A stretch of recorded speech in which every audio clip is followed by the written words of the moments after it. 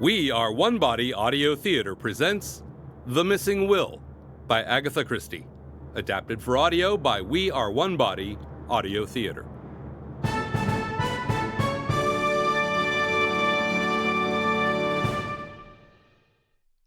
The problem presented to us by Miss Violet Marsh made a rather pleasant change from our usual routine work. Poirot had received a brisk and businesslike note from the lady asking for an appointment, and he had replied, asking her to call upon him at 11 o'clock the following day. She arrived punctually, a tall, handsome young woman, plainly but neatly dressed, with an assured and businesslike manner. Clearly a young woman who meant to get on in the world.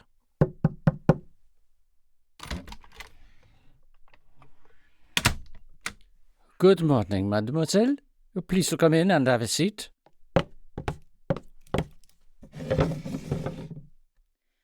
My business is of somewhat unusual manner, Monsieur Poirot. I had better begin at the beginning and tell you the whole story. If you please, mademoiselle. I am an orphan. My father died when I was 6 years old. When I was 14, my mother followed him to the grave. My only living relation then was my Uncle Andrew, who had recently returned from Australia, where he did very well indeed, and by means of successful speculation in land became a very rich man. Upon his return, he bought a small place, Crabtree Manor, in his native county. He was exceedingly kind and took me to live with him, and treated me in every way as though I was his own daughter. Although abundant in kindness to me, he had a certain peculiar and deeply rooted ideas as to the upbringing of a woman. I see. Go on, mademoiselle. Well, I rebelled, frankly. I knew that I possessed a good brain. I was quite determined to make the best use of the gifts God had given me. He informed me that I was to be his sole heiress. But if I persisted in these newfangled notions of mine, however, I need look for nothing from him. I remained firm. I said that I should always be deeply attached to him, but I must lead my own life. We parted on that note. "You fancy your brains, my girl," were his last words. "I've no book learning, but for all that, I'll pit mine against yours any day. We'll see what we shall see." That was 9 years ago. A month ago, he died. I'm now coming to the point of my visit. My uncle left a most extraordinary will. By its terms, Crabtree Manor and its contents are to be at my disposal for a year from his death, during which time my clever niece may prove her wits. The actual words run, "At the end of that period, my wits have proved better than hers." The house and all my uncle's large fortune passes to various charitable institutions. That is a little hard on you, mademoiselle, seeing that you were Mr. Marsh's only blood relation. I do not look at it that way.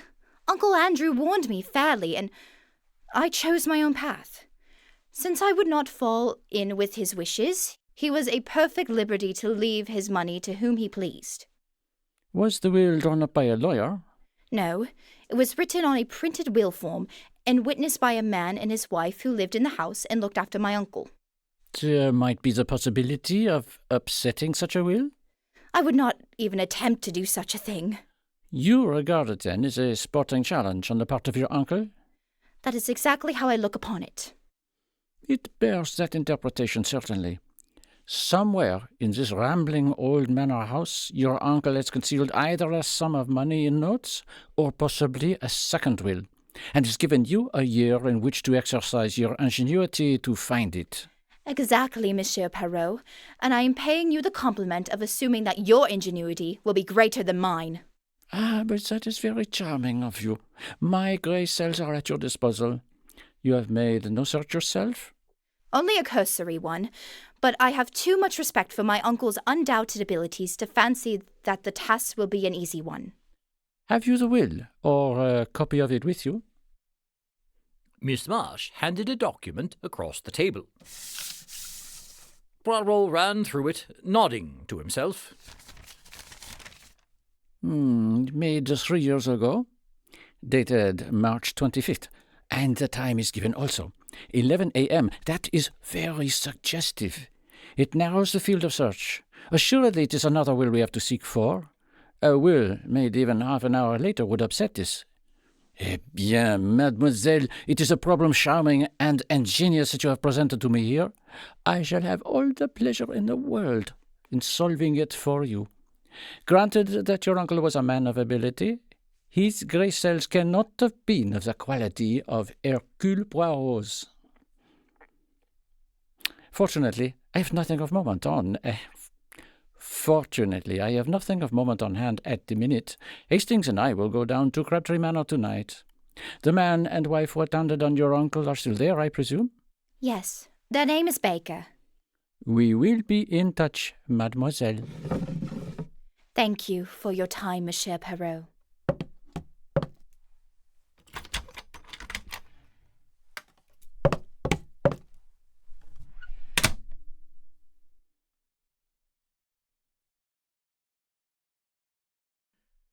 The following morning saw us started on the hunt proper. We had arrived late the night before. Mr. and Mrs. Baker, having received a telegram from Miss Marsh, were expecting us. They were a pleasant couple. We had retired at once to bed after supper. Having now disposed of an excellent breakfast, we were sitting in a small panelled room, which had been the late Mr. Marsh's study and living room. A roll-top desk stuffed with papers, all neatly docketed, stood against the wall, and a big leather armchair showed plainly that it had been its owner's constant resting place. Deep, low window seats were covered with a faded material of an old-fashioned pattern. Eh bien, mon ami, said Poirot, lighting one of his tiny cigarettes. we must map out our plan of campaign. Already I have made a rough survey of the house, but I am of opinion that any clue will be found in this room. We shall have to go through the documents in the desk with meticulous care. Naturally, I do not expect to find a will among them, but it is likely that some apparently innocent paper may conceal the clue to its hiding place. But first, we must have a little information. Ring the bell, I pray of you. I did so. While we were waiting for it to be answered, Poirot walked up and down, looking about him approvingly. A man of method, this Mr. Marsh. See how neatly the packets of papers are docketed, and the key to each drawer has its ivory label. So has the key to the china cabinet on the wall. And see with what precision the china within is arranged. It rejoices the heart. Nothing here offends the eye. He came to an abrupt pause, as his eye was caught by the key of the desk itself, to which a dirty envelope was affixed. Poirot frowned at it, and withdrew it from the lock. On it was scrawled the words, "Key of roll-top desk," in a crabbed handwriting quite unlike the neat letters on the other keys. An alien note. I could swear that here we have no longer the personality of Mr. Marsh. But who else has been in the house? Only Miss Marsh, and she, if I mistake not, is also a young lady of method and order. Baker had now come in answer to the bell. You rang, sir? Will you fetch Madame your wife and answer a few questions? Yes, sir.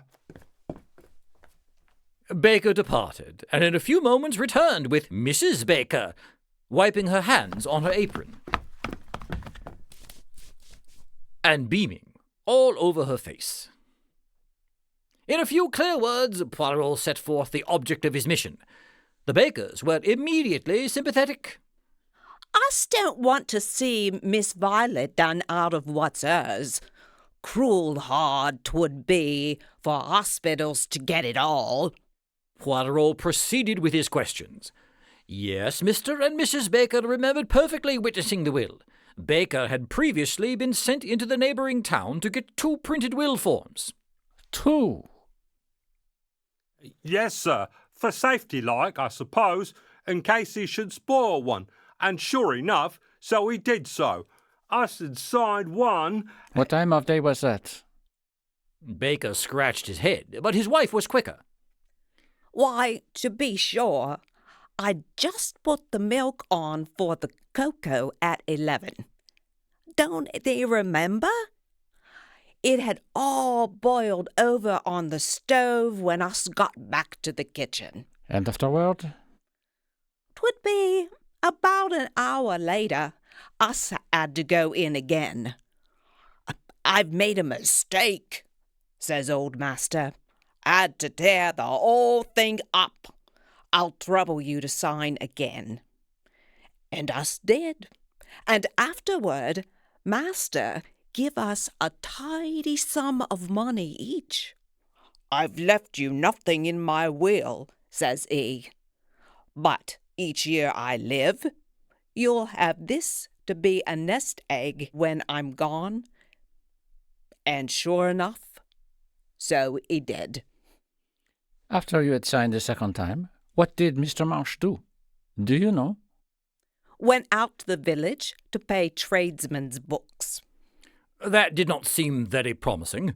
Poirot tried another tack. He held out the key of the desk. Is that your master's writing? I may have imagined it, but I fancied that a moment or two elapsed before Baker replied. Yes, sir, it is. I thought he's lying, but why? Has your master rented the house? Have there been any strangers in it during the last 3 years? No, sir. No visitors? Only Miss Violet. No strangers of any kind have been inside this room? No, sir. You forget the workmen, Jim. Workmen? What workmen? After 2 years and a half ago, workmen had been in the house to do certain repairs. I'm not sure what the repairs were.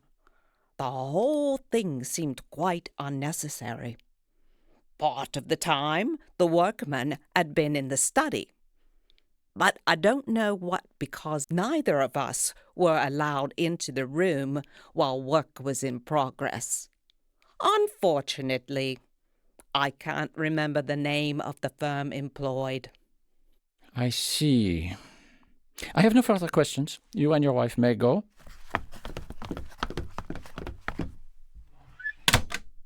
We progress, Hastings. Clearly, he made a second will, and then had workmen from Plymouth in to make a suitable hiding place. Instead of wasting time taking up the floor and tapping the walls, we will go to Plymouth.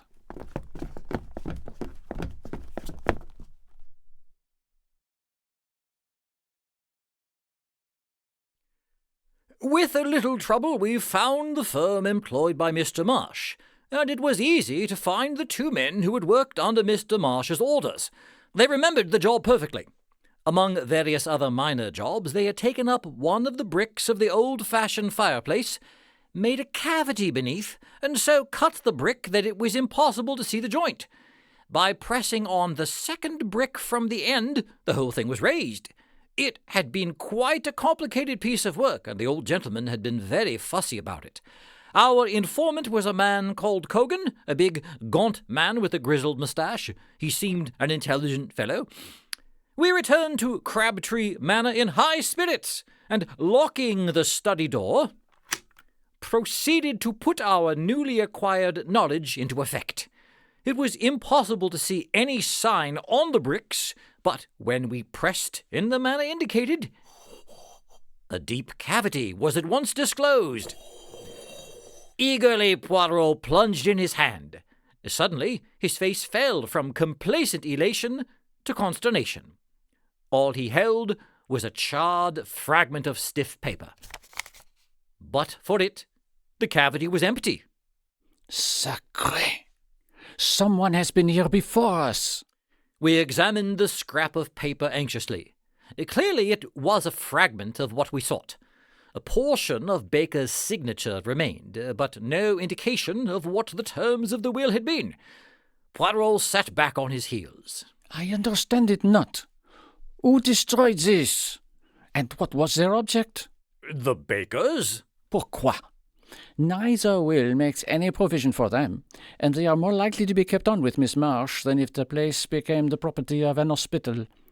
How could it be to anyone's advantage to destroy the will? The hospitals benefit, yes, but one cannot suspect institutions. Perhaps the old man changed his mind and destroyed it himself. Poirot rose to his feet, dusting his knees with his usual care.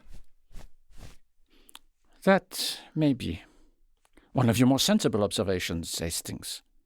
Well, we can do no more here. We have done all that mortal man can do. We have successfully pitted our wits against the late Andrew Marsh. But unfortunately, his niece is no better off for our success.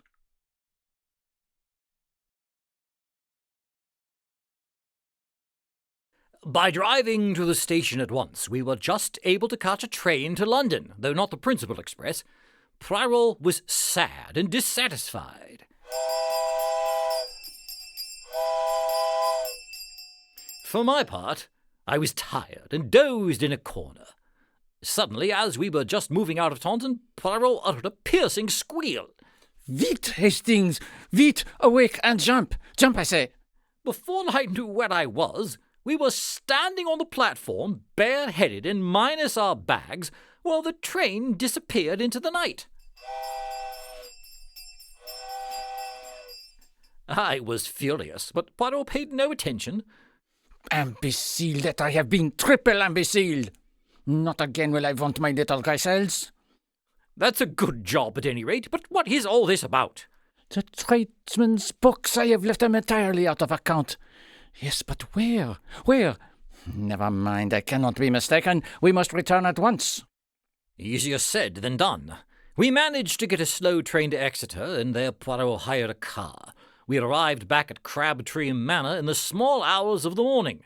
I pass over the bewilderment of the bakers when we had at last aroused them. Paying no attention to anybody, Poirot strolled at once to the study.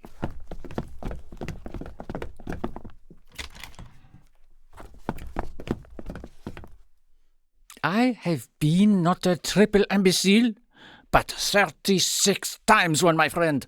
Now behold. Going straight to the desk, he drew out the key and detached the envelope from it. I stared at him stupidly. How could he possibly hope to find a big will form in that tiny envelope? With great care, he cut open the envelope, laying it out flat. Then he lit the fire and held the plain inside surface of the envelope to the flame. In a few minutes, faint characters began to appear. Look. I looked. There were just a few lines of faint writing, stating briefly that he left everything to his niece, Violet Marsh. It was dated March 25th, 12:30 p.m., and witnessed by Albert Pike, confectioner, and Jessie Pike, married woman. What, is it legal? As far as I know, there is no law against writing your will in a blend of disappearing and sympathetic ink. The intention of the testator is clear, and the beneficiary is his only living relation. But the cleverness of him! He foresaw every step that a searcher would take, that I, miserable imbecile, took.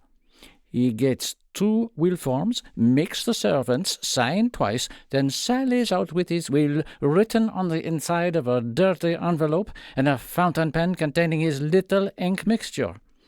On some excuse, he gets the confectioner and his wife to sign their names under his own signature. Then he ties it to the key of his desk and chuckles to himself. If his niece sees through his little ruse, she will have justified her choice of life and elaborate education, and be thoroughly welcome to his money. She didn't see through it, did she? It seems rather unfair. The old man really won. But no, Hastings. It is your wits that go astray. Miss Marsh proved the astuteness of her wits and the value of the higher education for women by at once putting the matter in my hands. Always employ the expert. She has amply proved her right to the money. I very much wonder what old Andrew Marsh would have thought.